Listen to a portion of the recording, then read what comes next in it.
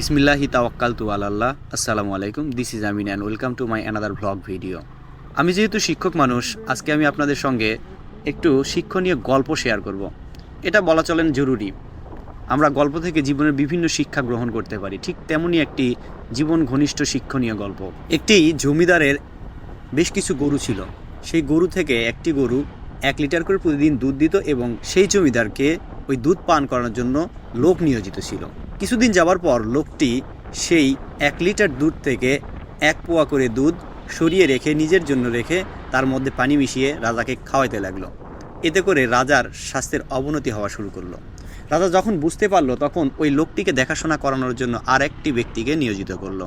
দ্বিতীয় ব্যক্তিটিও তার ওপর ভালোভাবে নজরদারি করতে শুরু করলো এবং তারপর তারা দুজনে মিলে একত্রে রাজার ওই 1 লিটার দুধ থেকে আরও 2 পোয়া দুধ টান দিয়ে খাওয়া শুরু করলো।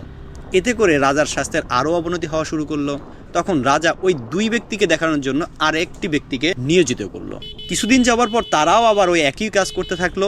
এই তৃতীয় ব্যক্তিটিও তাদের সঙ্গে মিলে আবার দুধগুলো খাওয়াইতে থাকলো এবং ওই 4 পোয়া দুধের মধ্য থেকে 1 পোয়া দুধ তারা দিয়ে তার ভেতর পানি দিয়ে 3 পোয়া দুধ নিজেদের জন্য রাখলো। এতে করে রাজার স্বাস্থ্যের আরও অবনতি হওয়া শুরু করলো। তখন এই ব্যক্তিগুলোকে দেখানোর জন্য আরও একটা ব্যক্তিকে নিয়োজিত করা হলো।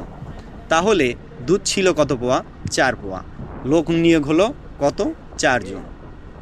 এতে করে দেখা গেল তারা 4 জন ব্যক্তি আবার ওই আগের মতো রাজাকে শুধুমাত্র পানি দিয়ে খাওয়ানো শুরু করলো। এতে রাজার স্বাস্থ্য আরও খারাপ হতে শুরু করলো। খুব কুটচাল বুদ্ধি দিয়ে রাজা যখন ঘুমিয়ে পড়লো, ঠিক সেই সময়টাতে রাজার মোছের ওপর পড়লো কি ওই দুধের কিছু কিছু অংশ লাগিয়ে দিল। এতে করে পরের দিন রাজা যখন জিজ্ঞাসা করলো যে তোমরা আমাদেরকে দুধ খাওয়াইনি কেন, তখন বলল যে আপনি তো দুধ খেয়েছেন রাজা মহাশয়, কিন্তু আপনার মোছে লেগেছিল, আপনি ঘুমন্ত অবস্থায় ছিলেন, এই বিধায় আপনি ভুলে গেছেন। আসলে এখানে দুধ বা রাজা এটা একটি প্রতীকী চরিত্র। এই চরিত্রটি হচ্ছে দুধ যেখানে আছে সেইটা হচ্ছে আমাদের জনগণের সম্পদ, আর ওই যে ব্যক্তিগুলোকে নিয়োগ করা হলো তারাই হচ্ছে আমাদের সরকার, আর রাজাটি হলো আমাদের দেশ। তাহলে চিন্তা করে দেখুন, এই একটি দেশকে দেখাশোনা করার দায়িত্ব আমরা কাদেরকে দিয়েছি? ওই সকল ব্যক্তিদেরকে যারা আমাদের হচ্ছে দেখাশোনা করার জন্য, আমাদের ওই রাজারূপী দেশকে দেখাশোনা করার জন্য নিয়োজিত থাকে। তারা যদি সৎ হইতো, তারা যদি ভালো হইতো, তাহলে অবশ্যই আমাদের দেশটি এখন অনেক উন্নত পর্যায়ে চলে যেত। কিন্তু তা না করে কি হচ্ছে, একের পর এক মন্ত্রী, তারপর উপমন্ত্রী, তারপর আরও টেকনোক্র্যাট মন্ত্রী যারা আছে তাদেরকে আমরা নিয়োগ করে দেশের বরং 12টাই বাজিয়ে চলছি। অতএব আমাদেরকে সেই গরুটা বা সেই দুধটা যাতে নিজেরাই ভালোভাবে দেখাশোনা করতে পারি, এই জন্য আমি এই গল্পটা করা।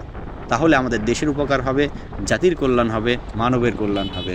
আমরা যদি নিজেদের মধ্যে ভালোভাবে এই বিষয়টা ফুটিয়ে তুলতে না পারি, তাহলে আমাদের দেশ আবার রসাতলে যাবে। আমাদের হাতে কিন্তু একটি সুযোগ এসেছে, এই সুযোগ হয়তো বা আর কখনো আসবে কিনা আমরা জানি না। এই সরকারের আমলে যে গণভোটের আয়োজনটা করা হয়েছে, অবশ্যই সেখানে আমরা যদি হ্যাঁ দিই, তাহলে আমরা ওই রকমভাবে একটি দেশ পাবো, একটি সংবিধান পাবো যা আমাদের ওপর খবরদারি করতে পারবে না। তো আজকের গল্পটা আপনাদের কাছে কেমন লেগেছে এবং গল্পের আলোকে আপনারা কী শিক্ষা পাইলেন তা অবশ্যই কমেন্ট করে জানাবেন। আর যদি ভালো না লাগে তাহলে আপনারা স্কিপ করে যেতে পারেন। দেখা হবে পরের ব্লগে। ততদিন পর্যন্ত আল্লাহ হাফেজ।